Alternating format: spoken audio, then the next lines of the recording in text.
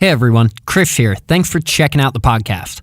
If you're enjoying it and learning something along with us, please consider becoming a supporting patron at patreon.com/ateachershistory. Or you could leave a rating and review on iTunes. It would be a huge help.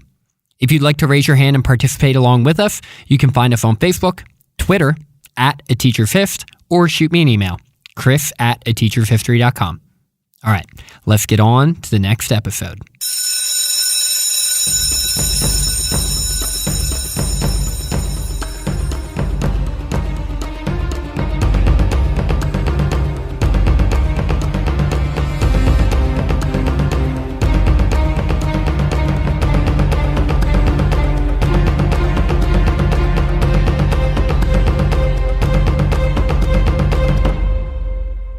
Hello, welcome to A Teacher's History of the United States. Thanks so much for joining me today. Did you know that following the French and Indian War, King George and Parliament were a bit weary of the idea of colonists expanding west, fighting with the Native Americans and costing them more money, so they passed the Proclamation of 1763, which was the beginning of tensions with the colonists. Then following the passage of the Stamp Act in 1765, the colonists created an extra-legal Stamp Act Congress and protested and boycotted this legislation until it was repealed. And that during the Second Continental Congress, George Washington showed up in full dress uniform, sending a very clear message to other delegates of the Congress of what he wanted to happen and who he wanted to lead the charge. Do you remember all of this? Maybe, maybe not. Get your notebooks out because we will cover that and more in episode 71, the Unit 3 Review, Part 1. Because let's not pretend like we actually remember all this stuff.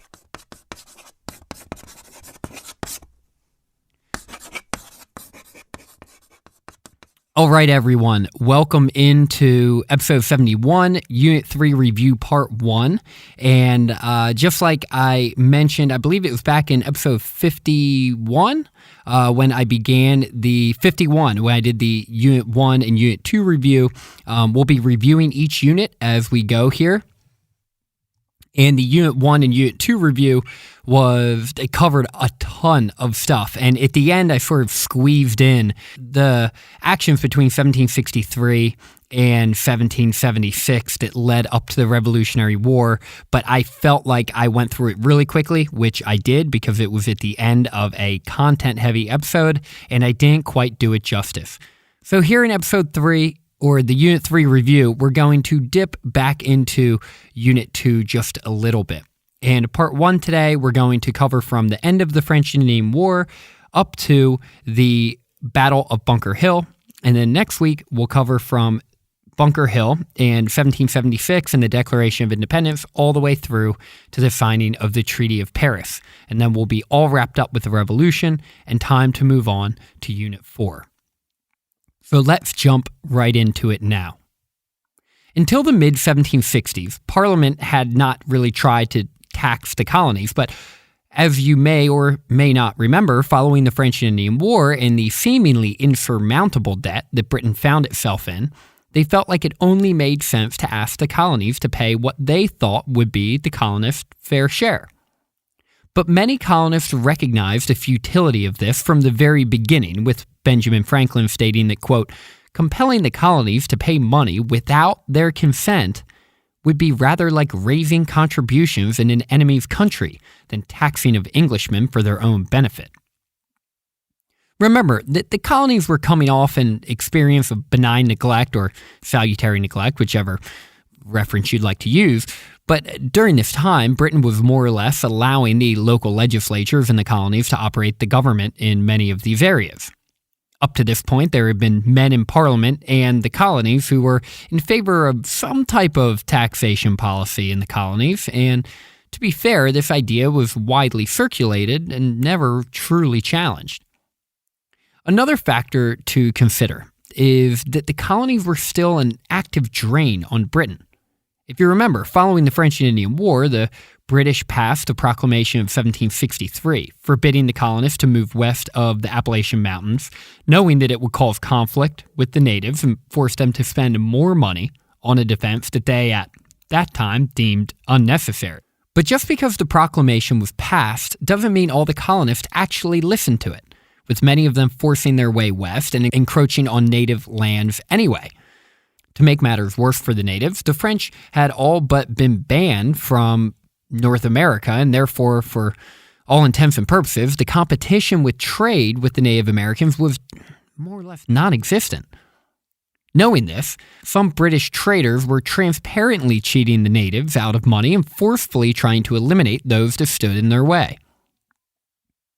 Knowing that their way of life and economy may never be the same, some natives refused to accept these terms of peace and violently rebelled against the British. This is known as Pontiac's Rebellion in 1764. It began in 63, died out in 64, and it didn't really succeed in any measurable way, but it did scare the crap out of the British. While the natives did eventually accept terms of the peace treaty, the Treaty of Paris of 1763, the British still deemed it necessary to put about 6,000 soldiers along the border of the Appalachian Mountains to enforce the previously mentioned Proclamation of 1763. And this proclamation was infuriating to many colonists. While it was originally passed as just a temporary measure, over time Parliament began to realize just how cost-effective it really was and moved towards talks of making it more, permanent. When Parliament decided to allow it to continue to stand, the colonists were furious and, rightfully so. There were hundreds, if not thousands of men who were speculating land in the West, and many others who had a genuine desire to move west. They had fought the war in their own backyards. They risked their lives to rid the French from the colonies, and the idea that they could not take advantage of the spoils of war seemed a bit ridiculous. Because after all, to the victor go the spoils, right? And this brings us to the taxation of the colonists. In 1764, George Grenville took over as prime minister and began to promote his financial plan, which revolved around saving money in whatever way they could. And the Sugar Act, as we now know it, was the beginning of the end in the relationship between the colonists and Parliament. All of a sudden, some colonists were being taxed 12 to 15 times as much as they were before the war, and they were not okay with this. Now, the Navigation Acts had been around for a while, and while they were not particularly popular, the colonists at least understood them. They believed and agreed that Britain had the right to control trade, so the Navigation Acts at least made sense on that account. But this, the Sugar Act, this had nothing to do with controlling trade. At least some of the colonists thought this was a pure money grab. But Parliament argued, no, this is an indirect tax on trade. This does fall under our purview and our power. But the last time some of these more rebellious colonists checked, some of these radicals, right, who were not okay with the Sugar Act, they argued that John Locke had been very clear about this type of treatment, stating in his second treatise on government, the property should never be taken from people without their consent, because that would be an act of arbitrary power, and arbitrary power, unchecked over time, would prove almost impossible to limit. But to many Britons, it made total sense. A tax law was no different than any other type of law, and this idea of taxation without representation not only was nonsensical, but seemed a bit hyperbolic. Because according to the British, the colonists were represented, with virtual representation. This basically meant the Parliament represented everyone in the empire, and equally looked out for all of their interests. Since the colonies were part of the empire, they would be included in that group. But you have to remember, many of these colonists had been representing themselves locally from day one. They were born into a life of local or regional representation, and this idea of virtual representation was a bunch of crap. And I think this is a good time to sort of set the record straight about the relationship between the colonists and Britain at this time in 1764. Yes, Britain had passed the Navigation Acts, but you can bet your bottom dollar that if there were colonists who recognized they could profit from going around them, well, that's what they were going to try to do, and oftentimes, that's what they did. On top of this, while many colonists fought in the French and Indian War, many more were not even remotely interested in fighting over concerns of the British Empire, and the militia enthusiasm in the colonies left a lot to be desired.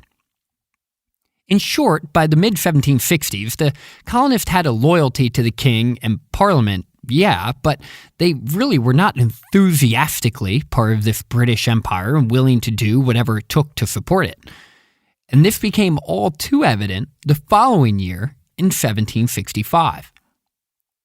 In 1765, the Stamp Act was passed. And now this was different than the Sugar Act in that this was transparently a direct tax on the colonists, which frustrated the colonists even more. Many of those who weren't totally put off by the Sugar Act were very upset by the Stamp Act.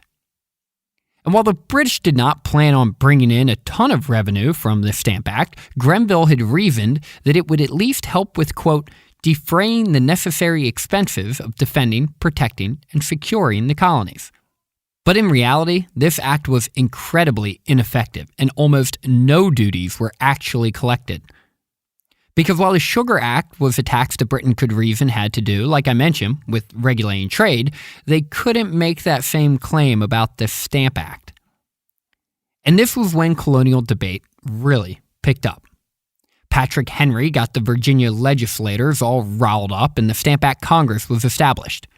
Meeting in the summer of 1765, the Congress formally began to protest the Stamp Act, stating that it was, quote, unquestionably essential to the freedom of a people that no taxes be imposed on them but with their own consent.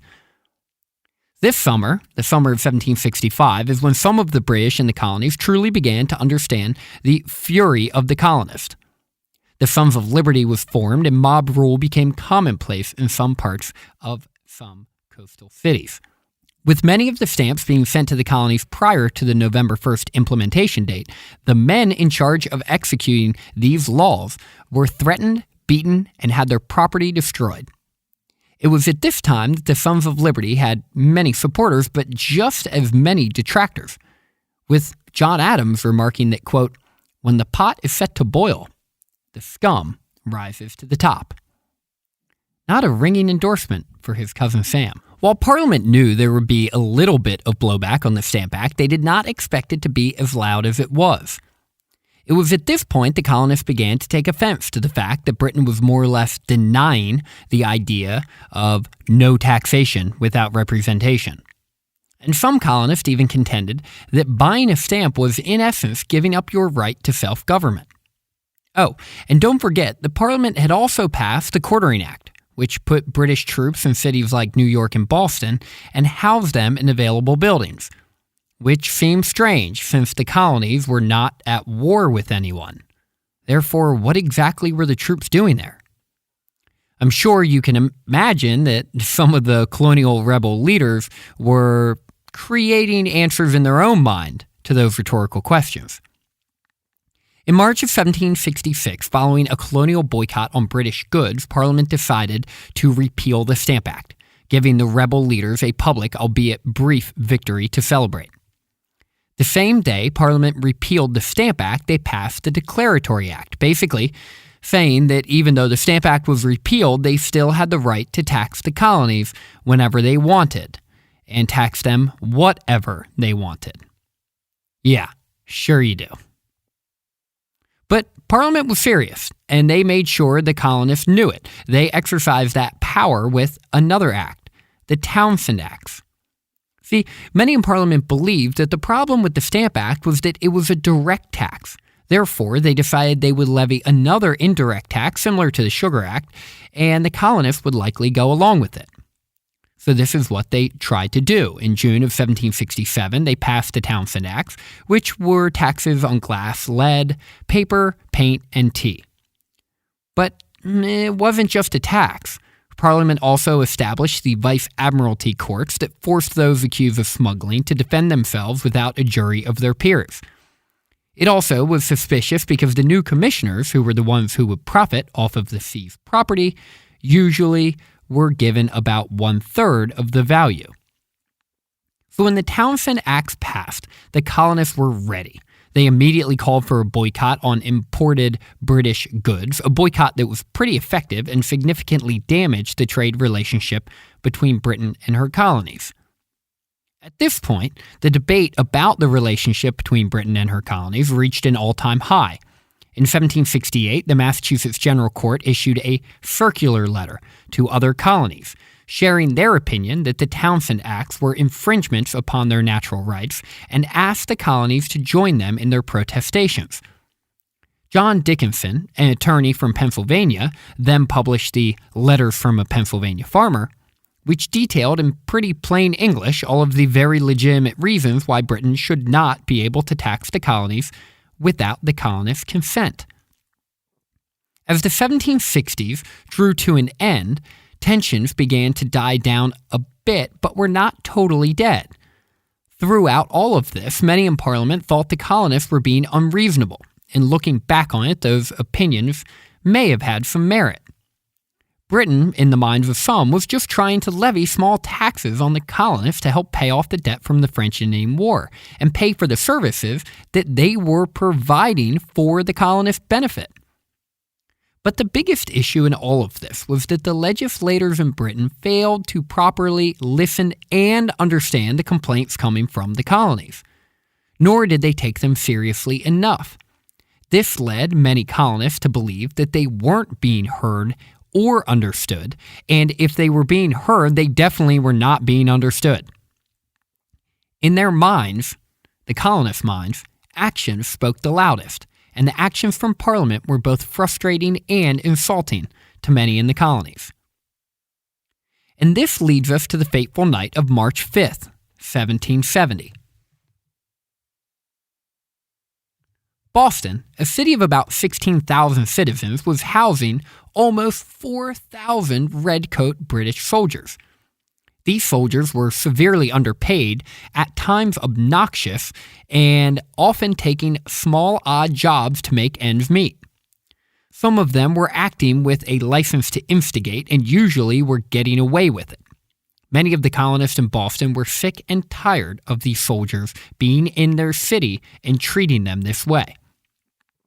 I won't rehash all of the details of the Boston Massacre or the subsequent trial. You can check that out in episodes 42 and 43 if you'd like to dive deeper again. But in short, some colonists instigated a British sentry on duty. He was then supported by about a dozen other soldiers, and after a scuffle and shots fired, 5 Boston civilians lay dead. John Adams defended the soldiers brilliantly in court, and the issue was put to rest. But the real power behind the event was the propaganda that was born from it. Parliament withdrew the Townshend Acts and only kept a small tax on tea. That was it. Things calmed down for a while in the colonies, but when they did pick back up, many of those rebel leaders reminded more hesitant colonists of the brutal use of force those Bostonians experienced on March 5th, 1770, in the Boston Massacre. As I mentioned, though, the next couple years didn't produce many notable events in the dissolving relationship between Britain and her colonies. The rest of 1770, 1771, and into 1772 was pretty quiet. But that didn't stop men like Sam Adams from working tirelessly to keep stirring the pot as much as he could. But as 1772 drew to a close, things began to pick up again. Rhode Islanders torched a British patrol boat, the Gaspee, and refused to cooperate with royal authorities to find the culprits. Meanwhile, Thomas Hutchinson, the governor of Massachusetts, declared that his salary and that of other officials would no longer be determined by local legislatures, which was a critical offense, taking away the power of the purse from the Bostonians. It was at this time the Committee of Correspondence was created, a group designed specifically to communicate the royal mistreatment of the colonists to their neighboring colonies. That way everyone could keep track of just how the British were abusing their power throughout, creating a more unified resistance movement. And that brings us to 1773, in the situation the British East India Tea Company found itself in. With about 16 to 17 million pounds of tea stored and desperately needing to sell it, Parliament decided they were going to allow the East India Company to sell their tea direct to American consumers. Now, on paper, this seemed like a good idea. They would be able to sell it for a lot cheaper because they wouldn't be using American or British wholesalers, and they would still be able to include the tea tax. And the colonists would get cheaper tea. Win-win, right? But the Americans viewed it differently. Many of them were suspicious from the beginning and over time began to convince themselves that this was some type of plot to trick the colonists into buying tea and submitting to the tax. Additionally, this act cut out business of all the American merchants who were selling Dutch tea, albeit illegally, thus taking business away from those who lived and worked in the colonies. The result was an event that went down in American lore. On the night of December 16, 1773, in Boston, members of the Sons of Liberty dressed up as Native Americans and dumped chests of East India Company tea into the harbor. This was a huge event, one that was cheered on by crowds and largely approved by the Boston residents. When Parliament and King George found out about these actions, not only were they furious about it, but they couldn't believe just how wantonly able the colonists were to perform this criminal behavior in public. It was at this point it was clear to many in London that Boston truly was a hotbed of rebellion and needed to be dealt with. After hearing the news of the Boston Tea Party, King George III proclaimed that, quote, "We must master them or totally leave them to themselves." And by this point, you know which option he chose. In the spring of 1774, Parliament responded to the Tea Party with a pretty crushing group of sanctions. Passing the Coercive Acts, Britain closed down the port of Boston and forced all those accused of a crime to travel outside of Massachusetts for trial if the officials believed they couldn't get an impartial trial in Boston. The colonists, naming these acts the Intolerable Acts, were enraged by how the entire city of Boston was being punished because of the actions of a few. While Parliament thought that their singular focus on Massachusetts, and in particular Boston, would pay off for them because they were only punishing those really responsible, and at the same time, they were also isolating themselves from backlash from other colonies, right? Well, they found out quickly they were sorely mistaken. In June of 1774, Massachusetts called for a meeting of the colonies to discuss these unacceptable actions by the Crown. And in Philadelphia, in September of 1774, the First Continental Congress met, with Georgia being the only colony not sending delegates. Prompted by the passion of some members and the eloquence of men like John Adams, the First Continental Congress passed a declaration of grievances and resolves that included the organization of a continental association to boycott British goods and stop all exports to the empire. It recommended the creation of local committees to oversee this newly determined action to be sure it went into effect. This was a huge shift in colonial policy, and the First Continental Congress had sent a message across the bow, so to speak. They were ready for some real change. In fact, John Adams noted when reflecting back on this later in life that, quote, "The revolution was complete in the minds of the people, and the union of the colonies before the war commenced." But at the time, Parliament still wasn't taking the colonists seriously enough, convinced that only a small minority were upset about the state of affairs and that most colonists would still willingly pay the taxes that London believed they owed. But while many in Parliament were still confident in the future compliance of the colonists, King George III was having none of it, angrily declaring that, quote, "The New England governments are in a state of rebellion. Blows must decide whether they are to be subject to this country or independent." Following King George III's lead, Parliament, even in the face of eloquent oratory from Edmund Burke telling the parliamentarians to seek peace with the colonists, voted to take action against them. General Gage, who was the newly appointed governor of Massachusetts, had some 4,000 redcoats in Boston and received orders in April to use his troops to try to crush the simmering rebellion. On the night of April 18, 1775, Gage did just that, marching about 700 redcoats west toward Concord, which was about 20 miles outside Boston, to seize some arms that were being held by the Massachusetts rebels, and potentially to arrest John Hancock and Sam Adams. This, of course, is what prompted the famous Midnight Ride by Paul Revere, Samuel Prescott, and William Dawes. These men alerted John Hancock and Sam Adams of the troop movements and their likely desire to arrest these two Patriot leaders. They then alerted the Minutemen in the countryside, a militia who had earned their name from their ability to be ready in a moment's notice. By the time the Redcoats had reached Lexington, a small town on the way to Concord, there was a small militia force standing in its way. At one point, and no one knows when or by whom, shots were fired.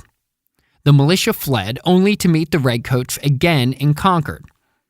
After another skirmish in Concord, and the lack of any of the ammunition they were trying to seize, the Redcoats marched back to Boston, constantly harassed by the local militia along the way. With 270 British casualties compared to less than 100 for the colonial militia, Gage warned that, quote, "the rebels are not the despicable rabble too many have supposed them to be."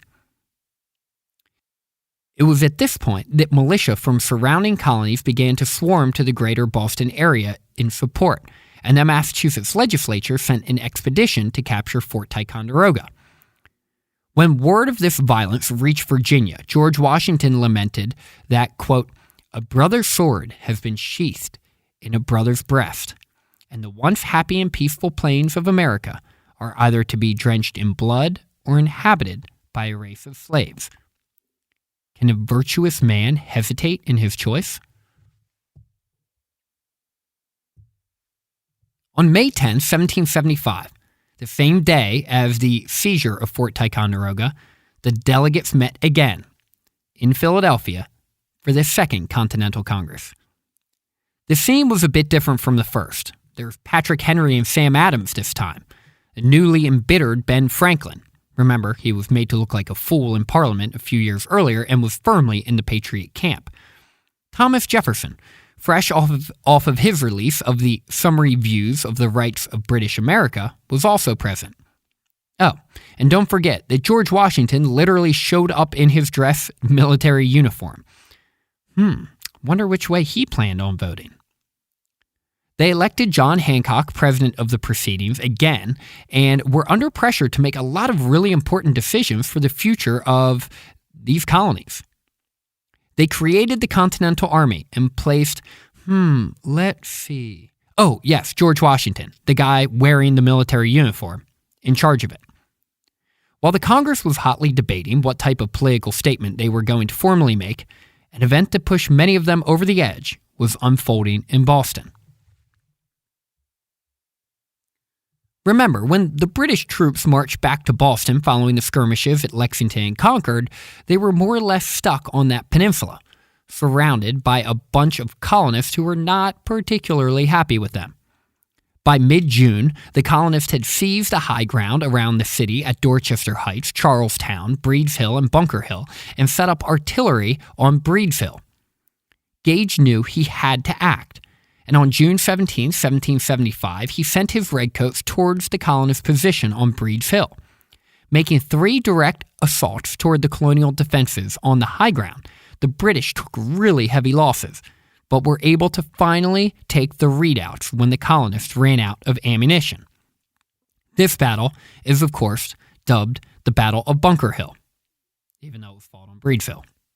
Doesn't make any sense. You don't need to understand it. The British lost over 1,000 men, with a British officer noting that, in addition, quote, "the day ended in glory, but the loss was uncommon in officers for the number engaged." Following the Battle of Bunker Hill, both sides recognized that there was no turning back. They were determined to force the other side into submission once and for all. King George III officially declared the colonies to be in, quote, open rebellion, and appointed General Howe to replace Gage. The Second Continental Congress, in one last desperate attempt, sent the Olive Branch petition, basically saying sorry for all of this and asking forgiveness from the king. But knowing it would likely be ignored, and predictably that's exactly what happened, they also adopted the Declaration of Causes and Necessity of Taking Up Arms, which basically outlined why everything we have covered in this episode was terrible and condemned the way Britain had been treating her colonies. Shocker. We will leave off right there for this review episode. Next week is part 2 of the review of the Revolutionary Era and the Revolutionary War, beginning with the Declaration of Independence and ending with the signing of the Treaty of Paris. Thanks for listening, and hopefully now you can take pride in knowing just a little bit more about the history of the United States. Class dismissed.